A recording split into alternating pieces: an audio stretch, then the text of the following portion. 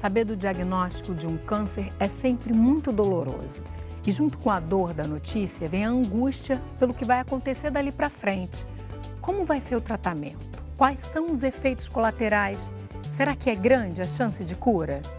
Esse momento não é mesmo nada fácil, mas entender o que está por vir pode ajudar a atravessar esse período com mais determinação e confiança. Por isso, hoje a gente vai explicar quais são as terapias disponíveis no tratamento do câncer e como elas atuam. E você vai ver que a rede pública de saúde conta com uma tecnologia moderna que garante mais eficácia no combate ao tumor com menos efeitos colaterais. O Ligado em Saúde já está no ar.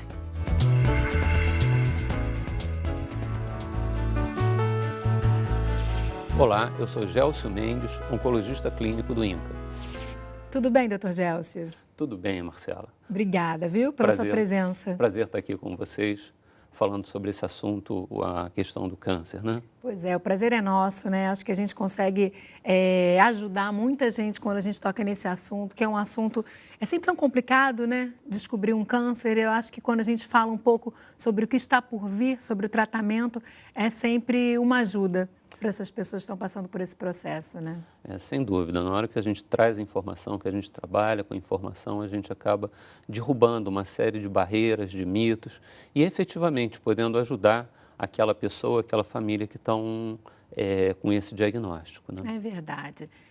Uma das primeiras questões aqui que eu queria trazer para você, doutor Gélcio, é sobre o câncer em si, né? O que é o câncer? Hoje a gente sabe que o que a gente chama de câncer, na verdade, é um grupo de mais de 100 doenças, muito diferentes entre si, mas elas têm uma característica em comum. Quero que você fale que característica é essa. Pois é, Marcelo. O câncer a gente deve entender como um conjunto de doenças e aí os números são impressionantes, porque virtualmente qualquer órgão do organismo pode dar origem, né, a um tipo de câncer e cada órgão pode ter vários tipos diferentes de câncer surgindo no mesmo órgão, né? Mas essas doenças, elas têm um funcionamento assemelhado, que é o seguinte: são células que se dividem de uma forma completamente desordenada. Então, a característica do câncer é uma divisão das células desordenada e a propensão dessas células de saírem do lugar onde elas surgiram e irem se assentar em outros pontos do organismo, surgindo as chamadas metástases. Então, essa é a característica básica de todos os tipos de tumor. Alguns com uma chance maior de terem metástases, outros com uma chance menor, alguns andando numa velocidade maior, outros com um comportamento mais indolente. Mas o que faz com que um tumor seja maligno e o outro benigno? É justamente essa rapidez com que essas células vão invadir, de repente, outros tecidos? Seria isso? Pois é, o que vai caracterizar a chamada malignidade, ou seja, o diagnóstico de câncer, é, primeiro, um total descontrole da divisão das células. Essas células passam a se dividir de uma forma completamente autônoma. A outra situação é que elas deixam de serem obrigadas a existirem só naquele local que elas surgirem. Então, elas passam a ter a capacidade de se assentarem em outros pontos do organismo e ali crescerem. Então, a gente tem um potencial de invasividade, ou seja, invadir outros órgãos ao redor do órgão onde eles surgiram e crescer à distância, né? Então, na verdade, quando é benigno, ele fica mais concentrado, o tumor ele não benigno, se espalha. Exato, ele se caracteriza pelo crescimento local. Ele pode, inclusive, invadir estruturas, né, órgãos adjacentes, mas sempre localizado, geralmente bem delimitado. Certo. E esse local onde esse tumor, né, onde esse câncer, ele vai se desenvolver, isso fala também sobre essa capacidade dele de gerar metástase? Digo assim, se ele aparecer, sei lá, num pulmão, de repente ele vai gerar mais metástase do que um câncer no intestino. Isso acontece ou não? Também depende muito da característica desse câncer. Pois é, depende muito da característica desse tipo de câncer, né? A gente sabe que os tumores, eles tendem a ter alguns padrões que se repetem, ou seja, a gente espera que, por exemplo, os tumores que surgem no intestino, né, no cólon, no reto, eles têm um padrão de disseminação que é mais ou menos típico, diferente, por exemplo, de um tumor que surge no ovário, no útero, no pulmão. Então, cada conjunto de doenças tem um comportamento mais ou menos esperado, mais ou menos típico. Então, a gente até pode dizer que umas seriam mais graves do que outras, né? Dependendo de onde aparecem. Inclusive porque algumas demoram mais a surgir com sintomas. Então, por exemplo, um tumor do pulmão pode demorar muito a ter sintomas porque o pulmão é um órgão muito grande, nem sempre o indivíduo vai se apresentar logo com febre, com tosse, eliminando sangue na tosse, né? Então, muitas das vezes é uma massa que vai crescendo de uma forma lenta, gradual, e no momento que o paciente descobre, ele já tem uma lesão avançada. Certo. E o tratamento, digamos assim, básico para o câncer, ele é composto por esse tripé, né, que é a cirurgia, químio e radioterapia. Isso. Mas antes da gente chegar a ela, eu quero que a gente fale um pouquinho sobre o transplante de medula óssea, né, que muita gente esquece que também faz parte do tratamento do câncer para alguns casos específicos. Quero que você nos diga que casos são esses que dependem desse transplante de medula óssea. No princípio, a gente falava transplante de medula óssea, é o nome que realmente ficou popular, né? Pro leigo, né?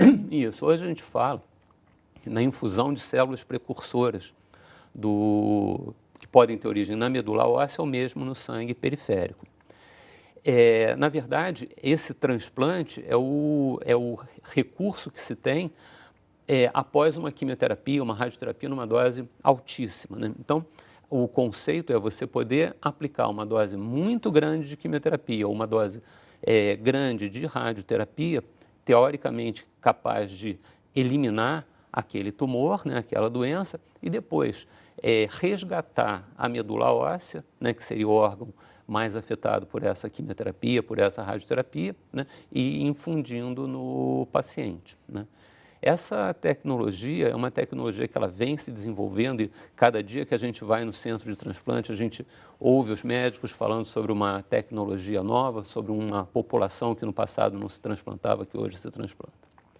A grande aplicabilidade vai ser para os tumores hematológicos. Do sangue, né? Exatamente, quer dizer, aquilo que nós chamamos as leucemias, os linfomas e o mieloma múltiplo.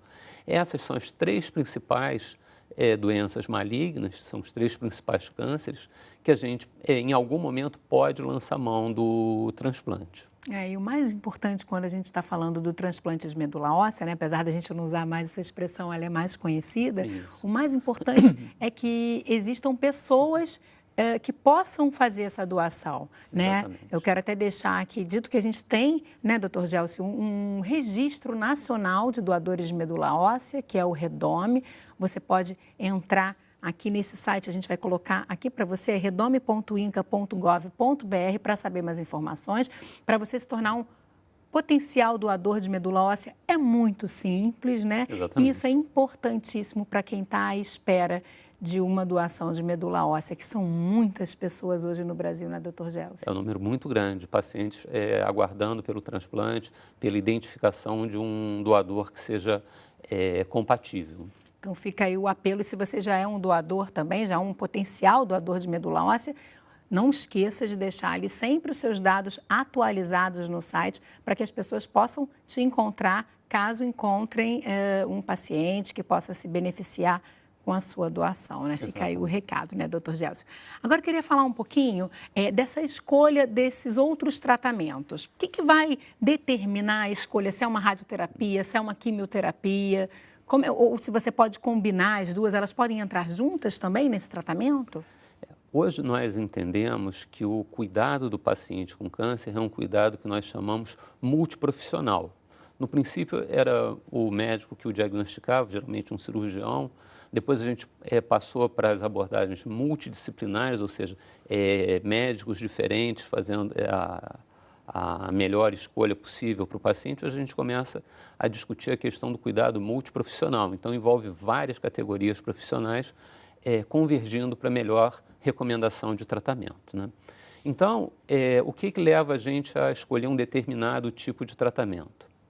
Na prática, hoje, a forma mais comum de tratamento de grande parte dos tumores são os tratamentos combinados, que você faz em algum momento a cirurgia, em algum momento a radioterapia, em algum momento o tratamento medicamentoso. Que é a quimioterapia. Quimioterapia, hormonioterapia, imunoterapia, enfim, hoje a gente tem um arsenal cada vez maior de possibilidades de tratamento, né? O que faz a gente escolher o tratamento? Primeiro é o tipo de doença. Então, alguns tumores, eles são absolutamente sensíveis à quimioterapia. E um bom exemplo são os linfomas. Os linfomas são tratados com quimioterapia. Algumas doenças, é fundamental o papel da cirurgia. E a cirurgia é a espinha dorsal, né, por assim dizer, do tratamento da maioria dos chamados tumores sólidos do adulto. Ou seja, é o câncer de pulmão, é o câncer de estômago, é o câncer do cólon, é o câncer da mama, do ovário, do rim e vai assim por diante. Você sempre vai ter que retirar esse câncer e essa cirurgia, ela sempre vem antes da quimio da rádio ou há casos em que isso acontece em outra ordem? Isso entra dentro de um planejamento terapêutico. Então, por vezes, você opta por iniciar com a cirurgia. Então, a primeira abordagem daquele paciente começa pela cirurgia. Em algumas situações, ou por ser o tumor muito grande, ou pela expectativa de fazer uma preservação, seja de um órgão, por exemplo, uma preservação da mama, uma preservação de uma perna com um tumor, por exemplo, a gente pode começar com a quimioterapia e, no momento seguinte, fazer a cirurgia. Porque aí você preserva mais dessa parte desse corpo, O objetivo é manter, né, não só a vida do paciente, mas manter a funcionalidade daquele órgão, daquele segmento que a gente está cuidando. E às vezes a pessoa que vai passar por uma cirurgia não entende muito bem, né? De repente aquele tumor é pequenininho, mas é retirada uma massa maior, né? Uma parte maior desse corpo que tem, dessa parte do corpo que tem o tumor. Queria que você explicasse para a gente um pouquinho isso, por que essa parte maior é importante também que seja retirada, né? E os casos em que são necessários também a retirada dos linfonodos, também às vezes casos de câncer de mama, né? Fica aquela polêmica, a pessoa, mas por que tirou? Que isso às vezes traz também algum tipo de consequência para a vida desse paciente, né? Exatamente.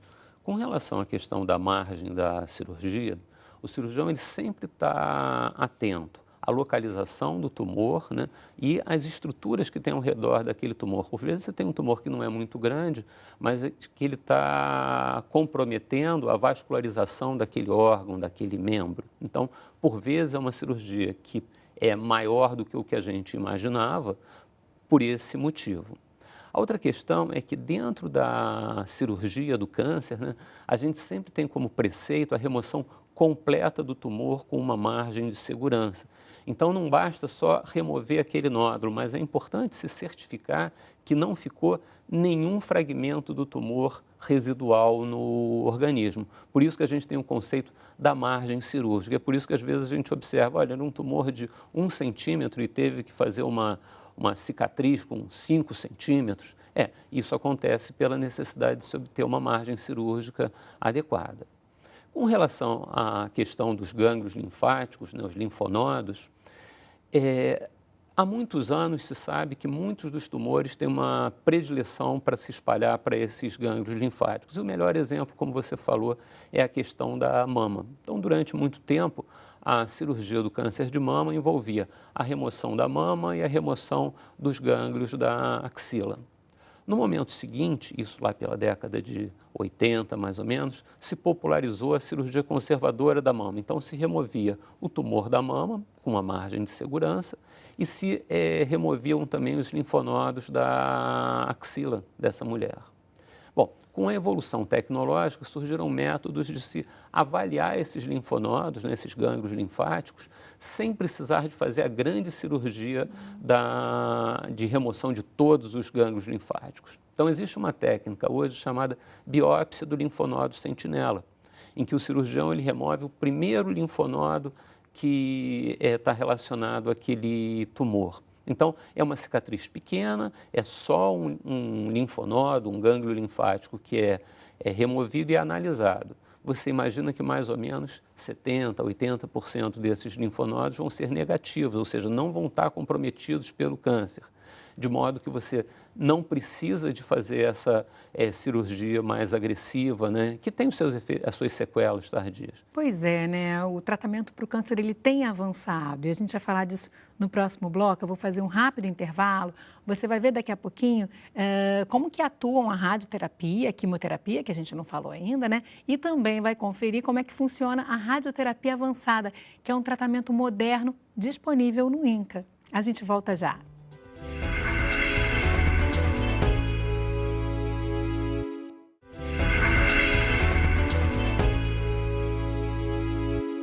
Estamos de volta conversando hoje sobre as possibilidades de tratamento para o câncer. E o nosso convidado é o oncologista Gélcio Mendes. Doutor Gélcio, a gente entendeu como é que é feita essa cirurgia no primeiro bloco, falou um pouco de transplantes de medula óssea. Agora eu quero falar de radioterapia. Qual é o conceito da radioterapia? Como é que ela atua? Radioterapia é uma técnica extremamente importante no tratamento do câncer.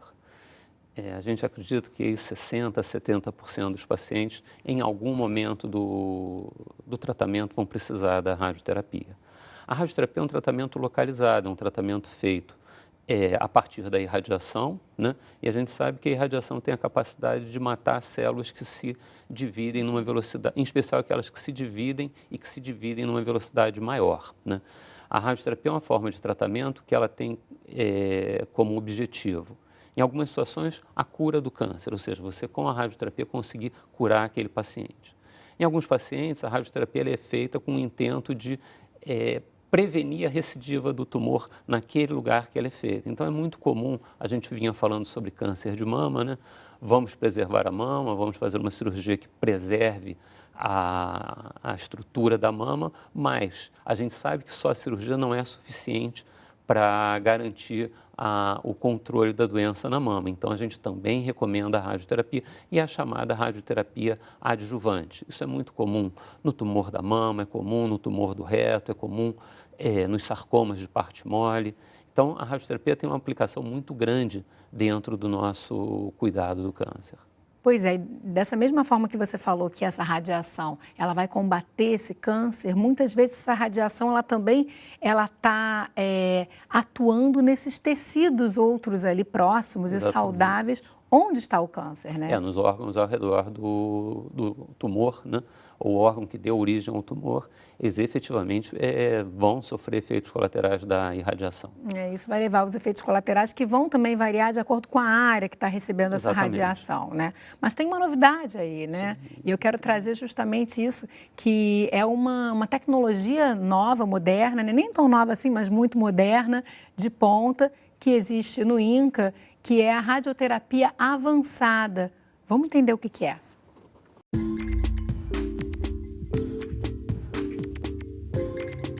Na radioterapia atualizada, você adequa o tratamento ao paciente. Então, você faz a individualização do tratamento que você quer entregar ao paciente.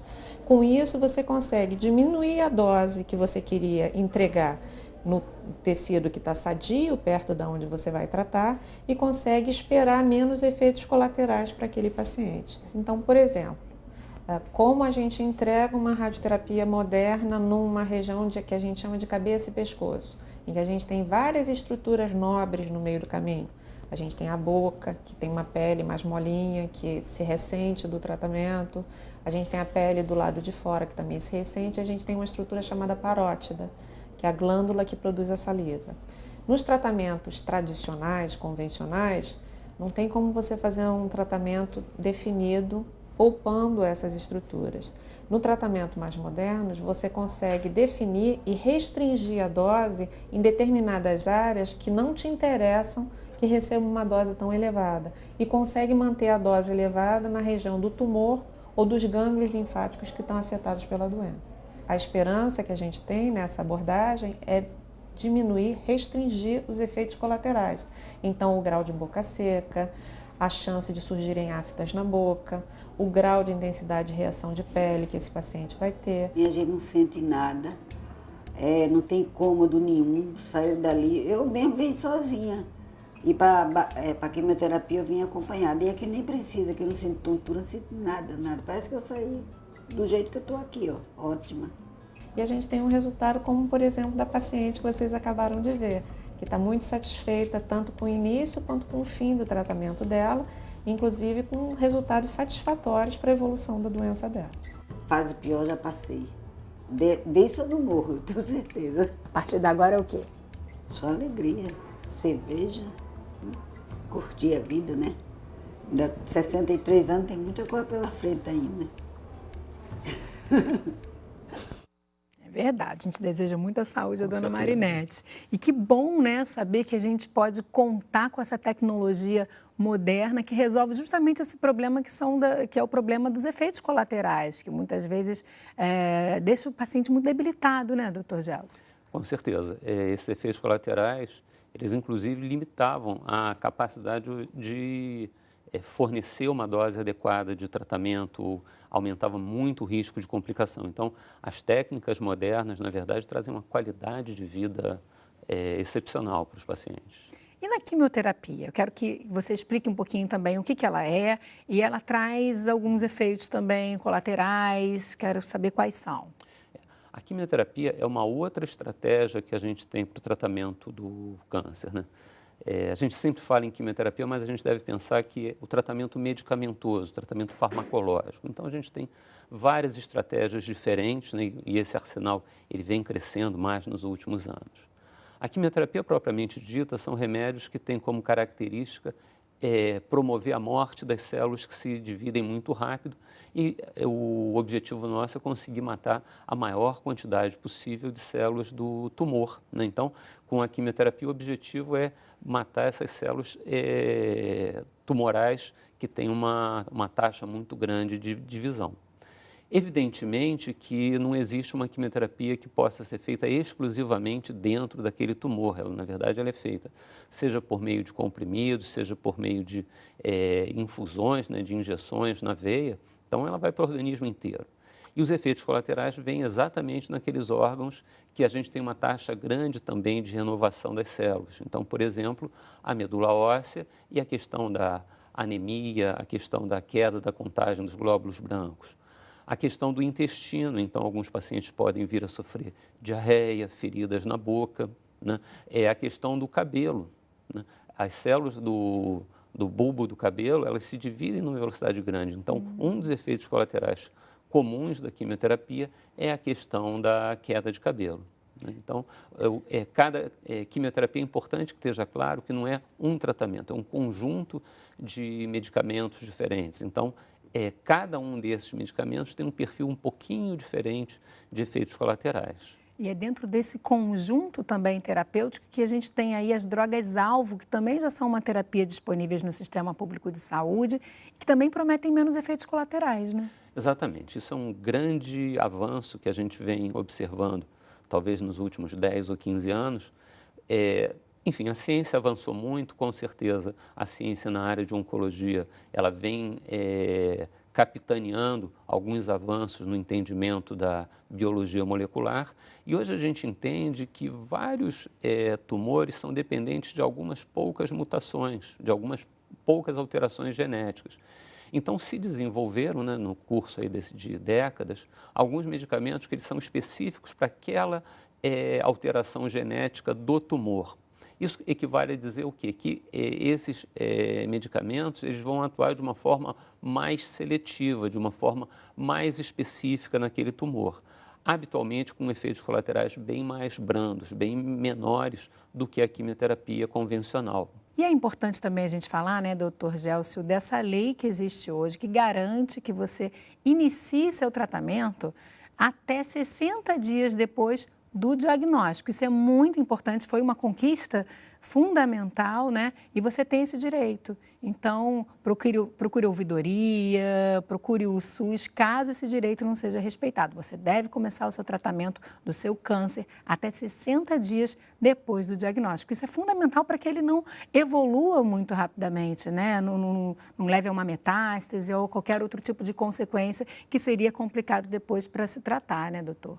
Exato. Na maioria dos tumores, a gente entende que quanto mais rápido o início do tratamento, melhores os resultados. Isso não é uma questão universal para todos os tumores, então a própria lei, ela prevê algumas exceções. Ah, exceções, né? então. Há exceções.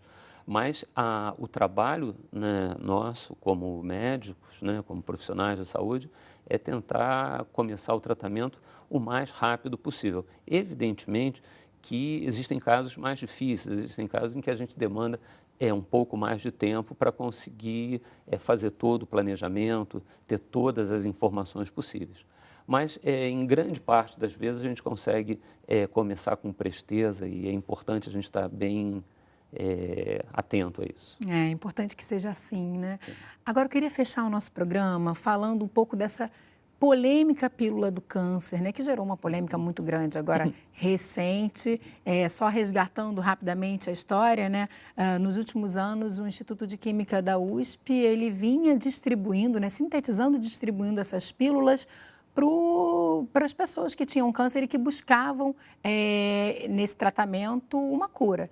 Só que essa pílula não tinha passado, né, doutor, por nenhum tipo de teste que atestasse sua segurança e eficácia e acabou sendo suspensa, então, essa distribuição. Quero que você explique para a gente por que é tão difícil encontrar em uma única pílula a cura ou a fórmula que vá tratar todos os tipos de câncer, todo e qualquer tipo de câncer. Pois é, Marcelo, conforme a gente falou lá no comecinho, né, câncer é um conjunto de doenças. Então, são doenças nas mais variadas localizações no organismo, dos mais variados tipos de células que dão origem, as causas, né, conhecidas são as mais variadas possíveis. Alguns estão associados à exposição ao sol, outros ao tabagismo, outros à obesidade, enfim. É importante a gente sempre ter em mente que câncer é como se fosse um nome genérico de um grupo de doenças. Então, a gente entende que é bem complicado, é bem difícil existir um único tratamento que vai ser adequado para todos os tipos de câncer. Tá certo. Muito obrigada pelas suas informações, doutor Gelson, e pela sua presença aqui hoje. Obrigado, foi um prazer. Obrigada em saúde. Até uma próxima, viu? Até. O programa de hoje fica por aqui, mas se você tem alguma sugestão de tema, manda pra gente. Envia para o ligado@canalsaude.fiocruz.br ou então liga para o 0800 701 8122. E para rever programas antigos, você pode acessar o nosso site ou então a nossa página no Facebook. A gente se vê no próximo Ligado em Saúde. Tchau, tchau.